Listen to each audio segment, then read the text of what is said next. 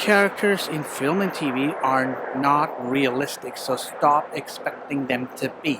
Because I'll explain why. Welcome to Saturdays with the Story Dude. I'm your host, Garrett Dean Winchester. So let's get right in.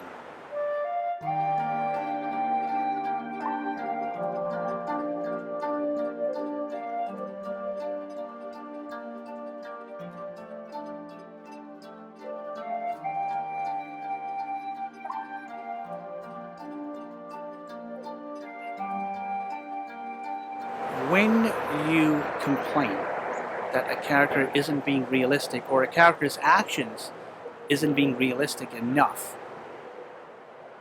said critic who complained in the first place is operating on the premise that everything inside a movie and a TV show, including the characters, needs to be realistic enough. No. Movies and TV shows operate under the premise of what if this happened and what if that happened. Now, does it need to make sense? Don't think so. But many of you will argue that it needs to make sense. I disagree with that concept, or I disagree with that notion that it needs to make sense or it needs to be realistic because of the nature of entertainment. Now, entertainment is all about relaxing. You are escaping the reality, the real world that you have dealt with throughout your day job. Why would you want more of it? Ask yourself that.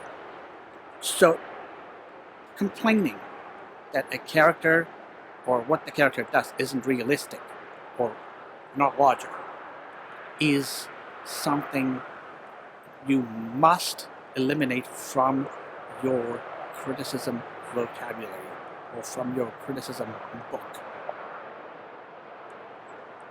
This is a PSA that I've put out. So, take it or leave it, or take it. If you do accept it, great.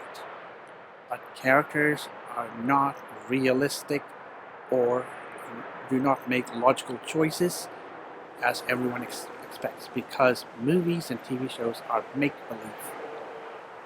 With that being said, thank you for joining me. I'm your host, Jared Dean Winchester, also known as The Story Dude. Thank you for joining me for Saturdays with The Story Dude. Like, comment, and subscribe episodes frequently. And until I see you again, don't forget to turn that page, folks.